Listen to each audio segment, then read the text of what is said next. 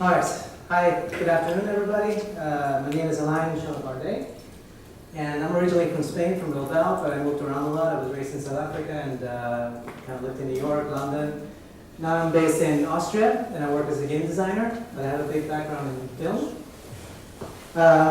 Yeah, I designed board games, I designed mobile games, and I also taught film. And I even published the film textbook, which is well, the title kind of says it all. I tried to make a very interactive book, so I tried to apply some of my philosophies on gamification in this book. So in this talk, I'm going to be talking about how, well, gamification basically is how to use games to teach things. And the funny thing about tutorials is that it's how to teach how to use the game. So it's kind of like Inception, or in this case, Gameception. So it's like the ultimate gamification experience. Now during this talk, when I mention player, I mean student. And when I mention game, I mean lesson. So I'm going to be using one and the other, but they really mean the same thing. Because the same techniques that we use in tutorials are the ones that you should use as a teacher in any environment. So I'm sure you've all played bad tutorials. If you play games, anybody? Because usually they have these things in common. A lot of arrows, a lot of characters telling you like half a paragraph of whatever you have to do. The reason they're bad is the same reason why lessons are bad. They just tell you what to do and that's it. Like there's no interactivity. You don't let the players or the students make their own decisions. But I'm sure you've played good tutorials, at least I have. And in fact, there's a few examples that I'll be using during this presentation. A very good game that you'll see later. And the good things about tutorials, same as classes, is that it just tells you to play. It almost doesn't feel like it's a lesson, or it almost doesn't feel like it's a tutorial. It's invisible. I kind of resumed it into like 3 major goals when designing a tutorial, which kind of applies to designing a classroom as well, or a lesson. And I narrowed it down to excite, explain, and explore. And I'll go through each one of them slowly, and I'll give a few tips on how to accomplish each one of these steps. So the first one, excite. Nothing great was ever achieved without enthusiasm. Now, I think the problem a lot of times with teachers who use gamification is they kind of just go over this one like, oh, well, it's a game, so it's going to be fun. Not really, because there are games that are not fun, so there could be classes that are not fun. So just because it's a game doesn't mean it's fun. So this is one thing that we have to keep in mind, and there are ways to achieve this. So the 3 major tools that you can use to accomplish excitement in the classroom as well as in the tutorial is, first of all, set a goal. And by goal I mean one goal, because you're going to have a lot of goals throughout the lesson, you're going to have a lot of goals throughout the game, but there's got to be one major thing. What's the point of this? Why am I learning this? Why am I playing this game? Am I trying to save the princess? Am I trying to save the world? What am I doing? So that has to be clear from the beginning. Now in open world games, it might not be something that the designer tells them explicitly, like, okay, save the princess, but you must allow for that to happen. So if you're playing SimCity, I'm going to build a touristic town or something. So you let the player make their own principal goal. The second thing is give them a role. So there are various ways of giving players roles. The easiest way, or the most effective way, they use, for example, in RPGs, which is just create your character from the beginning. By the time you're done building your character, you're really attached to that character, and you're not going to just say, oh, I'm done, I'm not going to play with this character, because this character is you. You invested a lot of time on this, you feel connected to that character. And this can be used in the classroom as well, like, what's my role in this lesson? Who could I be? If you're teaching history, could I be one of the characters in this history lesson? Another way is, of course, teams. So for example, like in Pokemon Go, we were discussing the other day, you choose a team from the beginning, and you kind of feel committed to the game because you already joined the team. And that team has a personality which matches yours. So you feel like you're part of it. You're not just an spectator where you're just watching what's happening. You're not watching a movie, you're actually participating. And the third thing is show what's fun. Again, this is something that's skipped over because it's like, yeah, it's gamification, it's fun. No, because some things are not that fun. So every game has something that's really, really fun. That's the major thing about the game. and you have to show it really early. And same with the class. You're teaching a subject, try to find what's the most exciting thing about that subject, and show it early so that you can grab the student's attention from the beginning.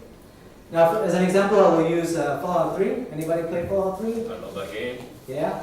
Okay, good. At least some people play it. So the beginning of Fallout 3, I mean, you don't need to play it, but it's a very good invisible tutorial, sort of. So you begin as a baby and you kind of grow up. So it sets a goal from the beginning. Very early on, you meet your dad, and your dad kind of guides you a little bit. And very soon, your dad disappears. And the whole point of the game is find your father. What happened to him? Where did he go? Why did he leave? Now, of course, there's like 1,000 other goals during the game, but the main goal is, where's my father? That's very, very clear from the beginning. The second thing is give them a role. Well, like I said, like RPGs, in Fallout, you create your character. You create what they look like, what kind of personality traits they have. You feel very, very attached to your character because it's your character, literally. Somebody didn't design it for you, you designed it yourself. And the third thing is show what's fun. So the most fun things about Fallout, what Fallout is known for, is talking to people and shooting them in the face. So those are the two major things that are fun about the game. So very early on, you get to experience the dialogue and how you can choose to be an asswipe or be a nice guy, or you can choose how you want to play the game. And the first present you get from your dad on your birthday is a gun, because America. America. So you get a gun and you get to shoot some cockroaches, and it's like, oh, that's pretty cool. And then later on, you get to shoot people. Awesome, great. So you show what's fun really, really early on. So explain. If you're explaining, you're losing. Now, the thing about explanation is that, it should be very invisible. It's hard to make it invisible because it has to be clear, but it has to be there. So the tools you can do is, first of all, do, don't tell. So this is tricky. It's, I took it from, we take it usually in film. In film, we usually say show, don't tell. So don't have a character say something, just let the viewer see it. So if a character loves another character, let me see that. Don't just tell me I love you, that's it. So with games, it goes even deeper. It goes do, don't tell. So it's not about just watching what's happening. Have the player do it. That's the way they're gonna retain it for longer. Now, this is tricky, of course. It's really hard, but a lot of times you just get lazy and we're like, oh, just put some text or just show a picture or something. See if you can find a way to let the player do it, be part of it. The second thing is ration information. We have a lot of information, especially in subjects and in games as well. There's a lot of rules, there's a lot of mechanics, there's a lot of story to tell. Don't be in a rush, because the whole point is this is going to be a journey and you need to dosify things. You have to give a little bit and then give a little bit more and give a little bit more. If you give a lot in the beginning, the player is just going to feel overwhelmed and he's not going to know where to start. And same with the student. If you give them too much information in the beginning, they're going to feel like they're stupid and they have no idea. They're like, this is not for me. So make sure you don't be in a rush, because it's also a way to always have some surprise, some elements of surprise that you're like, oh, this is new, oh, this is new. So don't be in a hurry to show the whole information. And the third thing is pre-existing skills. So a lot of times we try to reinvent the wheel when we don't really need to. So if, for example, you're using some kind of currency in your game, don't make it squirrels, because then you have to explain where squirrels come from and what is half a squirrel, is it as valuable as a full squirrel? So no, just use a coin. Everybody knows what a coin is. Everybody knows that you can trade with coins. If you have a life meter, just use hearts. Everybody knows what hearts are. So there's a lot of things that are already there. If you find some spot in your game or your gamification experience where you're having trouble to express what this mechanic does or what this item does, well, maybe it already exists. Maybe people are used to this already. The example I will use for this is Portal. Anybody play Portal? Oh, more Portal than Fallout. So Portal, what is known for is actually the fact that it's considered more of a, just not a game, but actually just a very long tutorial. Like from beginning to end, it's just a tutorial. And that's why, if you haven't played Portal, you really, really have to. So do, don't tell. This is the level 1 of Portal. As you can see, they explain nothing at all. There's nothing. Those symbols don't even mean anything yet. So it's all by what the environment looks like. You just do things and you play around, you touch things, and like, oh, this is how this works. Okay, that's how that works. It's not about somebody talking to you. Most of the text is just like the story. It doesn't really tell you what you need to do. It's just to add flavor. So you do a very good job with that. The second thing is rationing the information. Well, the whole point in game design, this we basically call level design. So you just, in the first level, you learn how to run. In the second level, you learn how to jump. In the third one, you learn how to jump, to shoot. Oh, 5 minutes already. So, for example, in the beginning of this game, you don't even have a portal gun. In fact, when you get your first portal gun, you can only do 1 portal. You can't do 2. So they really, really take their time with showing you the information. They're not in a hurry for that. And the third thing is pre-existing skill. So what is this? This is a button, so I have to press it. I mean, I don't have to reinvent anything. That's an X. X means it doesn't work. And then when there's a tick, it works. It's very, very simple things. The walls are very plain, so they don't distract you. You know when the thing over there, you know it's a door. So they're not reinventing anything. You're using tools that players are already accustomed to. And the third thing is explore. So, yeah, I'm going to skip this quote because it's not that interesting. So the 3 major exploring tools. Now, what you want is, of course, you want the players or the students to figure out things themselves. So they feel more accomplished. They feel more like empowered by them discovering the information. So the first thing is questions and answers. Now, anybody watch Lost here? Lost? Now, the success of Lost was because it had 100 questions and 0 answers. And it was really successful because of that. And this is true. It really works. Questions are more interesting than answers. So questions create intrigue, they create interest, they create mystery.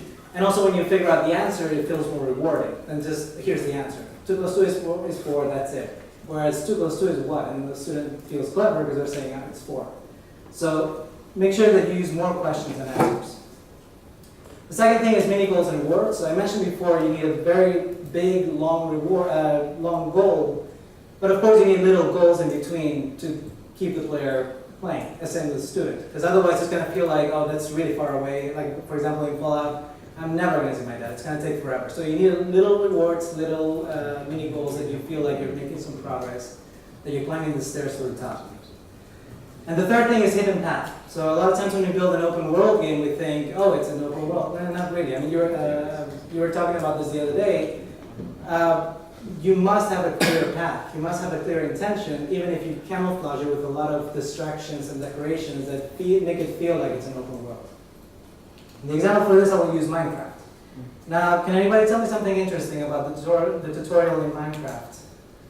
It's that it doesn't exist. So Minecraft doesn't have a tutorial, and it's weird how it works because most people would say it doesn't have a tutorial. But it does a really interesting way because it's a very organic tutorial, sort of. It's a really, really invisible tutorial. So the first thing is questions and answers. There's a lot of questions in Minecraft because you have this, and you're like, where the hell am I supposed to go? What am I going to do? But because of this, you have a new landscape you're going to explore. You're going to go around, you're going to play around, touch things. Oh, this doesn't work. And this amount of questions created a great community on the internet, and that's what what kept Minecraft alive. Is its great community that everybody's sharing. Oh, if you do this, this happens. If you do that, this happens. And it really built a huge community around that. Mini goals and rewards. Well, really, you build your own mini goals, but it's usually, I need to make a shelter. So how do I do this? I get some mud and I build my first shelter. That's a reward. I need to build a chest. What do I need to build a chest? I get these things and boom, I build a chest. So there are very little rewards constantly. It doesn't feel like, oh, I'm going to make a mansion and it's going to take me 5 days. It's very little things that you constantly achieve. And the third thing is a hidden path. So again, Minecraft seems like it's just open world, and it is. But there are things that you're just going to do. If you see a pig, you're like, I'm either going to kill this or eat it, or something. You don't. I mean, there's not a lot of choices. The designer put the pig there for a reason. You're probably going to eat it. That's the whole point. And Minecraft, for example, has things that other games would not. I mean, you can't steal a car like in GTA, for example. You can't rob a bank because that doesn't happen in Minecraft. Minecraft has different objectives. So basically, the best way to make a tutorial is don't make one. I'm sorry I wasted your time with this presentation, but you really don't have to make a tutorial. And same with the class, don't make one. It shouldn't feel like you're going through a class, and it shouldn't feel like you're going through a tutorial. It should feel very natural. It should feel like the class has ended, I learned a bunch of stuff, and I don't even know how I got here. Same happens with tutorials. The invisible tutorials are the best ones. So that's the summary. Thank you very much. Any questions?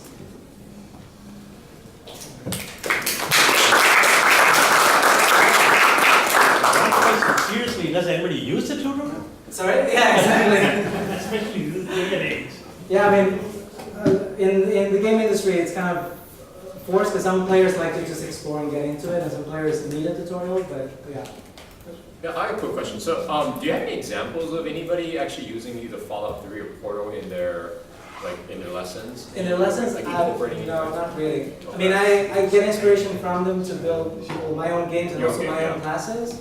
So things like, for example, Portal to me was a really good lesson on tutorials and on teaching, because it really is very well taught from beginning to end. It's a very enjoyable experience. So, I mean, if you haven't played tutorial, if you haven't played Portal, you have to play Portal. It's a great tool as a teacher. I have both. Yeah, One and two. both of them are really good. So, Thank you. Cool.